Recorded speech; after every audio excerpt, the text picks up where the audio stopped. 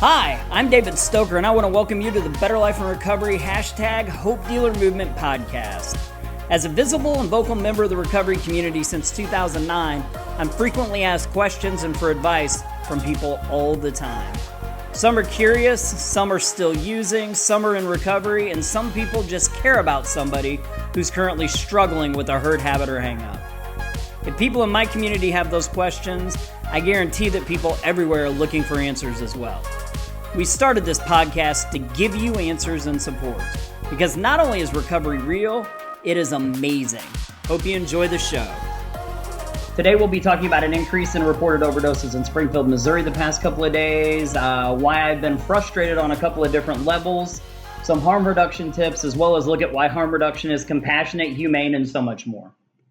So first, we saw more overdoses in Springfield in a 2-day period than we normally see in a month.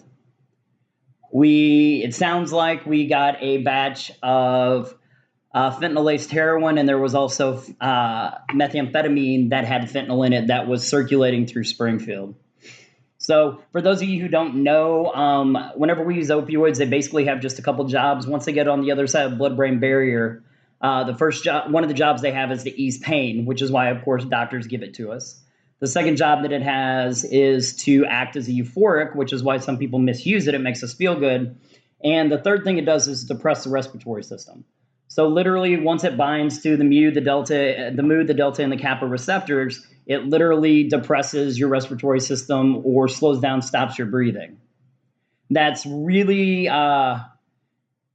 important to know, especially when we have things like fentanyl that's floating around.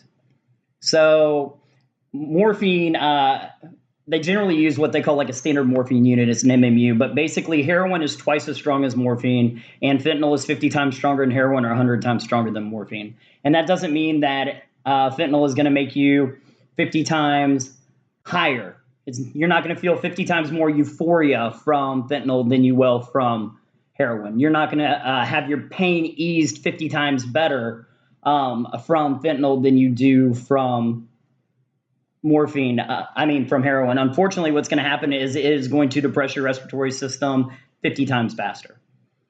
Generally, when we have somebody who uses heroin, it takes somewhere between 5 and 15 minutes after they inject before they actually overdose.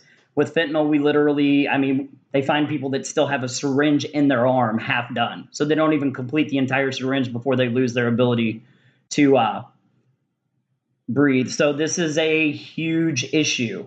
And what's really terrifying is whenever you have people who don't use opioids at all. So, I think of your methamphetamine users, your cocaine users. I think this is also really scary for, I went to college with a bunch of weekend warriors. I went to college with a bunch of frat kids and sorority girls that would not touch drugs. But you know what? If they were at a party and they were drinking some beers on the weekend and somebody broke out some cocaine, they might blow a line or two. If there is any incidental fentanyl that's in the cocaine that they're doing, they're opioid-naive, so it's going to make it that much easier for them to have a respiratory depression and die. So that's what's really scary, is these people that are opioid-naive. So that tends to be why we saw this huge influx. Hopefully we can change some of that. I know we've done a whole lot with Narcan. Honestly, I have not given out this much Narcan in a 72-hour period ever. Honestly. In fact, I'm really close to being out, but fortunately, I know I have more coming in through the grants. We just got through doing a big fundraiser, and we're going to use some of that money from the fundraiser. Actually, the majority of the money from the fundraiser, we got enough to order 500 fentanyl test strips. So sometime at the beginning of this week, we should be getting in fentanyl test strips from Dance Safe. And this is kind of where we're going to talk about harm reduction, enabling, and a few of those things. So first off, I just want to get some of my frustrations out of the way, especially when it comes to harm reduction. When I'm speaking to people in recovery, I say dead people never get sober. Dead people never find recovery. So honestly, if you say the newcomer is the most important person there, and you don't care whether or not that person lives long enough to make it inside the rooms, then you're a jackhole. I'm sorry, I have a huge issue with that. I cannot believe that we have people that struggled to make it and fought to make it into sobriety that will now sit down and shout out other people or put down things that we're doing to try to help people stay alive long enough to find sobriety. Narcan doesn't enable drug use. Narcan enables breathing. And I'm sick and tired of explaining that to people. It's really, really frustrating. Let's see. Christians. Oh my gosh. I cannot believe I live in a conservative Christian community. And yet when I read the comments that are left on the news stories about overdoses, I'm disgusted. I have never seen so little compassion in my entire life. And what's sad is a lot of these people, and I say this as a Christian, I say this as somebody who found their recovery through Christ, but it disgusts me that there's people sitting in church pews that are sitting there trying to minimize their own sin by shouting out somebody else's sin. When you say things like this is natural selection or, Darwinism at its finest, or we should let these people die, what is wrong with you? Honestly, this is to all my Christians out there, if you truly care about somebody's salvation, we should want them to stay alive long enough, right? Because you can't redeem a dead person's soul. We should want them to stay alive long enough for the Holy Spirit to work on them and in them. And that can't happen if they're dead. So stop sitting there because you take 5 trips through the Golden Corral buffet line, or because you're sitting there cheating on your wife or cheating on your taxes. Stop sitting there and shouting out somebody else's sin because they use substances to make yourself feel better. Tired of it. And I'm really tired of the lack of education. You know what? This is not an argument. I don't care whether you believe addiction is a disease or not. It's been recognized since the 50s by the American Medical Association, by the American Society of Addiction Medicine, by the American Psychological Association, by the World Health Organization. I don't care. And even if you don't believe that it's a disease, you know what? It killed almost 70,000 people last year. And if we throw in alcohol, then we're looking at 150,000 people. And if we throw in cigarettes, then we're looking at, 500,000 people? You know what? Does it start with a choice? Yes. For a lot of people, does type 2 diabetes start with a choice? Yes. But yet we're not sitting there shouting out at people who have type 2 diabetes or people that have cancer or cardiovascular disease caused by sedentary lifestyle or choices that they've made. Choices can lead to disease, period. There's no argument on that. So I don't see why you want to show off your ignorance in front of everybody on social media when you comment on an article on KY3 or the News Leader or Color 10 or whatever. You know what? If you want to be ignorant, keep it to yourself. There's parents out there that are burying their kids, and the last thing they need to see is you sitting there going, well, you know what? Maybe they should not use heroin. Hey, you know what? That's what they get for using drugs. You know what? This is Darwinism. Show a little compassion for the people out there that are losing the people that they love and care about.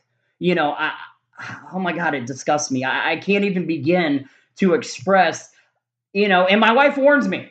Literally, she warned me Thursday. She's like, David, don't read the comments. And what do? Like an idiot, I traipse down the rabbit hole and I see just the ignorance and the lack of compassion that exists in the community I live in. And it disgusts me. But at the same time, you know what? I saw so many people doing the right thing. I saw so many people stepping up to the plate. Not to mention, yes, I'm very, very happy that we got enough money to send off for the fentanyl test strips. That's this community. That's people stepping forward. I can't tell you how many people came by and got Narcan so that they could give it to their neighbor who has a kid who's actively using. There's so many different... There's so many people that are stepping up. So I don't want to sit there and slam people and be like, all Christians suck and all people in recovery suck and everybody in my community sucks. It's not that. It hurts me to read that. And if it hurts me, I can't imagine how much it hurts the person that just lost somebody they care about. I had a mom this week. Literally, her 16-year-old daughter was thrown unconscious and blue into her front yard and a car took off. Imagine being that mom in the ICU with your daughter. Her daughter finally started breathing on her own over 48 hours later. Imagine sitting there wondering whether or not your daughter's ever going to breathe on her own again, whether or not she's going to come out of a coma, and reading somebody saying, you know what, these people deserve what they get. A 16-year-old kid. Come on, people, please. We've got to stick together. We've got to get educated, right? So I am big on harm reduction. I already said why, right? Dead people never find recovery. If you truly care about somebody's salvation, you can't redeem a dead person's soul. So it's important to keep people alive long enough for the Holy Spirit to work on them. Whatever reason you need to understand that harm reduction is just about keeping people healthy and alive, right? When I tell somebody, when I give somebody tips on how to use safer, that doesn't mean that I want them to use drugs for the rest of their life. It means that I want them to live. It means that I care about them. It means that they have value. In social work, they have the term unconditional positive regard, which basically means it doesn't matter who you are or what you've done, you still have value because you exist, because you breathe, because you live, because you're a finite being, right? So I'm going to give some harm reduction tips, and I hope that people listen to those. And if you don't believe in harm reduction, please do a little research. You'll see like the U.S. Surgeon General's report on substance use disorders when it comes to syringe access. It says that communities that have a syringe access get people into treatment 3 to 5 times faster than communities that don't, because you go to a place where they treat you as a person. As Chad Sabora says, it's not about the syringe, it's about the human connection that's made there, right? So I'm going to run through these really quick. For starters, get Narcan trained, learn about rescue breathing, period.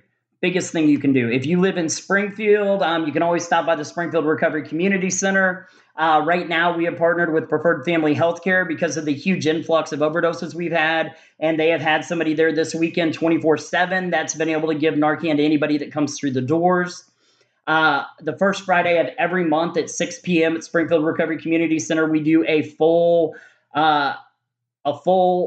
Narcan training, and that includes an opioid 101. It includes looking at current bills and laws that have been passed to enable life and to enable us to give out Narcan, and for the Good Samaritan bill and those types of things. It also looks at some of the trends in overdoses. So first Friday of every month at 6 p.m. if you're here in Springfield, Missouri.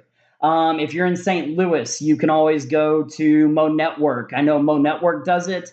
They also have the DBA, the Empowerment Center also has it in Kansas City. Bobby Joe Reed. Otherwise, contact the Department of Mental Health. Contact, wherever you live, contact the health center. See if there is a recovery community center somewhere around wherever you live, and reach out and figure out how you can get trained and how you can get plugged in. Right? Because this is an important thing. This is just as important as CPR, in my opinion. The difference is I have been to over 70 funerals in the last 3 years, and one of them was natural causes. One of them, CPR might have helped. Everybody else was either somebody that could have benefited from Narcan, they might have OD'd from a different substance, or it was a suicide or a homicide. Right now we're in the middle of a huge syndemic, so it doesn't surprise me that we're seeing these huge influxes of overdoses. Honestly, what a syndemic says is we have different things that are driving a disease. So basically we have things like what? Generational poverty, institutional racism, untreated mental health disorders, trauma. If you look at the ACEs scores, you can definitely see that there's a causal link between high ACEs scores and the development of substance use disorders when people get older. So we've got all these things that are going on, and we're not teaching kids coping skills. We're not teaching kids how to self-regulate through things like mindfulness and meditation. And because of all that, we're seeing a huge increase in what they call deaths of despair, which would be drug poisoning, alcohol poisoning, and suicides. So it doesn't surprise me that we can continue to see that trend, that trending upwards. And I think we're going to continue to see it trending upwards until we really step up and work to make our communities healthier and to promote intentional dialogue, educate people, and maybe reduce some of the stigma out there. So back to harm reduction. Basically, if I'm talking to somebody that is actively using or somebody that cares about somebody that's actively using, I will always say something like, first I'll talk to them about Narcan, rescue breathing, get them trained on that. And I'll say, listen, I'm going to give you a couple tips I want you to share with the people you care about. I still have a family member that's actively using. And when I see this person, I see them 3 times a year. I share this with them every time I see them. Right. So first thing I'm going to tell you is don't ever use by yourself because you can't give Narcan to yourself. It's not like, oh my gosh, I think I'm overdosing. If somebody's overdosed 3 times, all I remember is thinking, oh my gosh, I'm so high. And then I woke up in withdrawals in a hospital. Right. So you cannot give Narcan to yourself, so don't ever use it alone. Number 2, don't ever use behind a locked door or a closed door because somebody may not find you until it's too late. Number 3, stagger your use, which is going to be easy to do because you never use alone.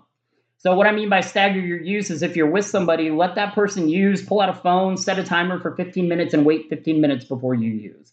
And I know that sounds insane to you, but I really want you to listen to what I'm saying. Several years ago, I bumped into a mom when I was in DC, and she had 20-year-old twins, and her boys had come over for their birthday, and she had baked them a chocolate cake. And when she went to the freezer, she was like, hey guys, I'm out of ice cream. I'm going to run to the store. I'll be right back. She ran to the store to get ice cream. And when she came back, she found both of her sons dead on the couch. If they would have staggered their use, one of them could have called 911. If they would have staggered their use, one of them could have rescue breathed if they knew how. If they would have staggered their use, one of them could have used Narcan if they would have had it. But they didn't. They used together, and that mom lost her only 2 kids on their 20th birthday. Stagger your use. Don't be an idiot. Also don't think that I'm better than this. I'm stronger than this. I have a better tolerance than this. Because fentanyl and carfentanil, acetyl-fentanyl, all those other analogs, they will kill you. I don't care who you are, how long you've been using. You will die if you get a hold of something that has too much of this in it. In fact, for some of you, you're going to die if you get a hold of something that has any of it in it. So don't use alone. Don't use behind a locked door. Stagger your use. If you get in a new batch, give yourself a taste. You can always go back and do more. You can never go back and do less. If you haven't used in 3 to 5 days and you decide that, and you have a recurrence of use, ease your way back in because you start to lose tolerance after 3 to 5 days. So what that means is if I go to rehab and 2 weeks later when I get out, I use the same amount that I used when I went in, there's a much higher probability that I can die. Right? So remember those. Also, only use around people that you feel safe with. Rotate injection sites so we can cut down on sepsis and other bloodborne infections. Don't share needles. Don't reuse syringes. And I'm not saying this because I want people to use. I'm saying this because I want people to live.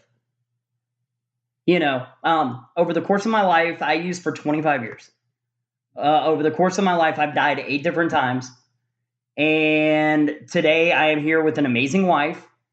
I have 2 beautiful kids. I have a nonprofit that helps other people in the community. I have people that work for me, employees that support their families off the money that they get paid working for me. And I'm not saying this to brag. I'm saying this because that's what I do in recovery. There's 23.5 million people in the United States in recovery. Imagine all the positive things they're doing. And imagine if we were to remove that because they were met with stigma or because people believe that you shouldn't use Narcan more than, maybe the first time, but after that, they deserve what they get. Right? I'm glad I didn't get what I deserve. Honestly, I think all of us are probably pretty fortunate that we don't get what we deserve, because if we got what we deserved, none of us would probably be sitting here watching something on a cell phone, paying for internet and Wi-Fi. Right? We'd probably all be broke underneath a prison instead of inside of a prison because of all the different things we've done. It's so easy to sit there and judge somebody else on their life choices. But I ask you, how many times have you gotten behind the wheel of a car where if you would have got pulled over, you would have blown a 0.1, a 0.15, a 0.2? How many times have you drank and drove and got fortunate and got away with it?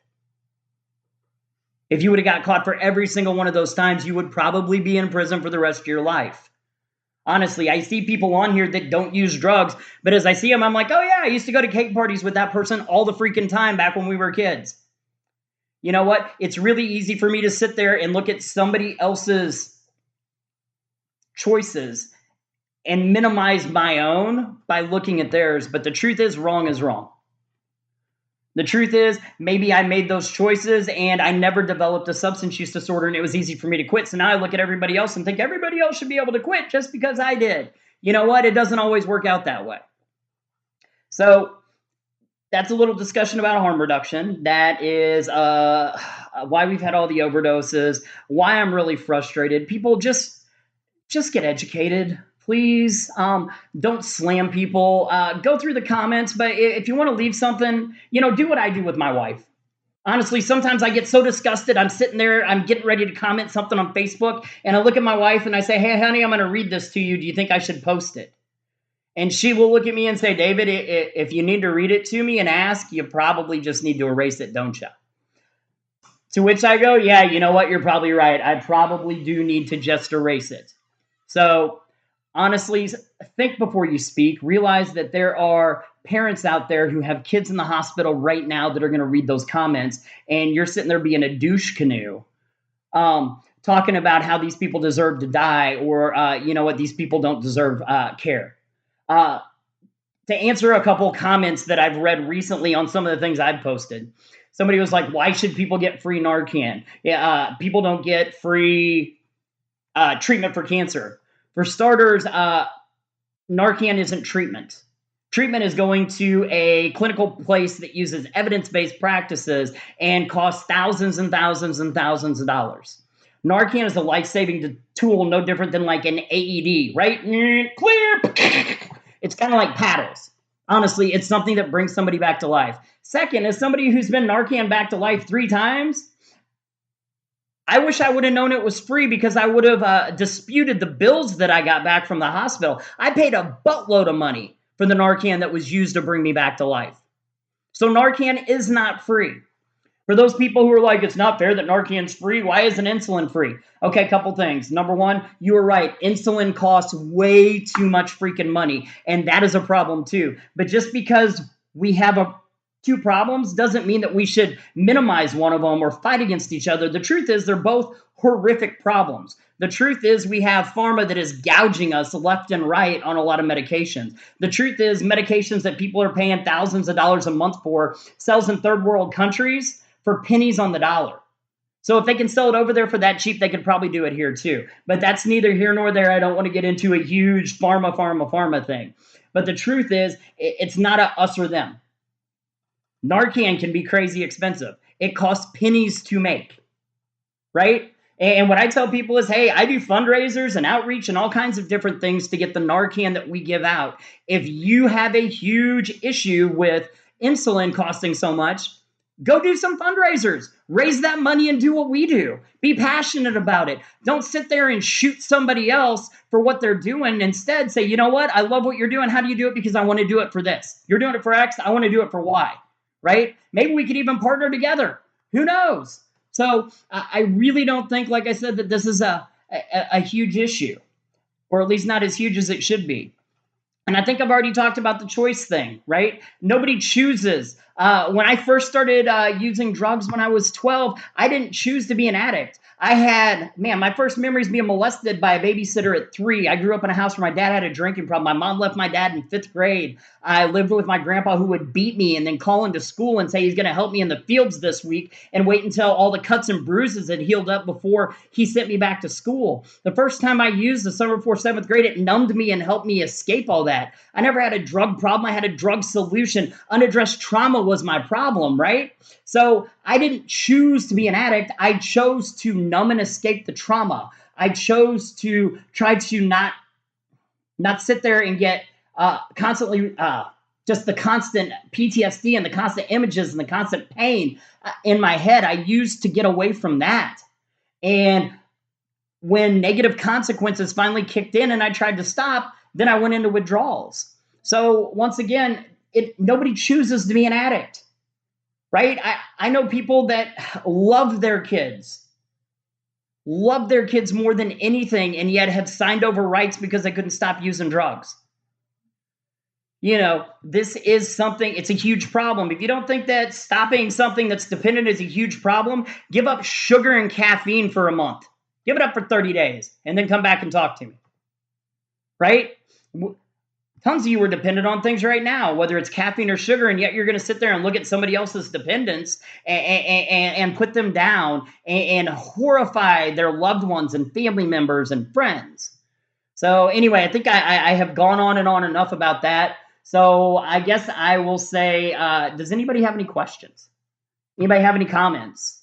I know I've kind of gone on a rant today, and it feels really good to be back on a rant, honestly. I hate that I have to do it because of what's been happening. But the truth is, I am sick and tired of going to funerals. I'm sick and tired of looking at parents either in ER, the ICU, or over a casket trying to explain to them why the system failed their kids. And unfortunately, we've got a bunch of, I've seen a bunch of people talking about recently, we've got a bunch of body brokers out there that instead of putting people in the best evidence-based treatment for them and doing assessments and trying to figure out where they go, are just stacking bodies because they get paid as advertising and marketing people for a treatment facility. So to you people that do that and aren't sitting there trying to put people where they fit best, screw you too. Tired of you people. I'm tired of just about everybody that is sitting there profiteering off of other people's depression and profiteering off of other people's just misery. It's horrific. So, oh my gosh, I think I'm done. Maybe. I'm going to give a minute for questions. Otherwise, I just want to say thanks everybody for tuning in. Please, man, show some compassion, show some love.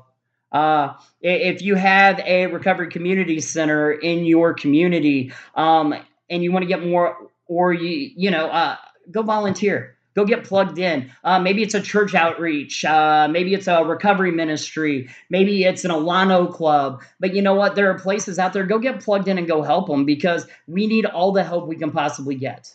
Right? Especially whenever we have a crisis like we had over the past weekend here in Springfield, Missouri, when we have more overdose 911 calls in a 24-hour period than we do in most months. And unfortunately, there's a lot of cities that have that every single day. What really scares me is the thought that we may be heading in that direction ourselves. Because the last thing that I want to do is for us to be a St. Louis. St. Louis is only a couple times bigger than Springfield. They had over 1,000 people die from overdoses last year. So we've got to come together. And if you're in St. Louis, I know that they're doing a lot of good work there to support them. Go volunteer. Go talk to Chad. With Mo Network. Go talk to Sarah at the Empowerment Center. Get plugged in somewhere. There's tons of great ministries out there. Plug into the Missouri Recovery Network. Plug into the Missouri MOCRIS, Missouri Coalition for Recovery Support Providers. If you're going to refer people to a recovery house, make sure it's NARS certified. If you don't have NARS certified houses in your state, figure out how to get NARS certification so that all your recovery residences have to at least meet a minimum standard. I'm sick and tired of people getting subpar conditions. I am sick and tired of people getting stacked up because they have insurance or private pay into places that honestly are just charging them $30,000, $40,000 a month to give them crap services. Look in diversion programs. There's multiple pathways to recovery. Support them all. Don't sit there and think that just because you found recovery, I found recovery through Christ. I don't walk up to everybody. All you got to do is pray. And when people don't make it, I say, well, they weren't going to church enough and they weren't reading the Bible enough. If they'd have been following what Jesus told them to. And yet I hear people in faith-based recovery tell other people that. Same thing with 12 steps. I hear people all the time with 12 steps. Well, meeting makers make it. Keep coming back. Not everybody's going to find recovery through the 12 steps. Bill W. said that many, many, many years ago. He was very, very, very huge on that. He said, you know what? We have an amazing program that's going to help a lot of people, but we don't have all the answers for all the people. I don't know why, but some people do not find recovery through our program. They find it through other means, and that's perfectly okay. So stop with your program of humility, trying to push that yours is the only way onto people. And I don't care if you're faith-based, 12-step, smart recovery, all recovery, realize that there's multiple programs out there. For somebody, it might be going fishing. That might be their recovery thing. I have absolutely no idea what's going to work for people. But anyway, I've ranted enough. I haven't really seen questions. Hi to everybody. Thank you so much. Please, all I can say is reach out. Tomorrow, every single day, try to reach out to one person that you haven't talked to in a while. Tell them why they're amazing and why you care about them. Right? You can do it on Facebook. Just direct message one of your friends. You have 2,500 friends and you know 13 of them.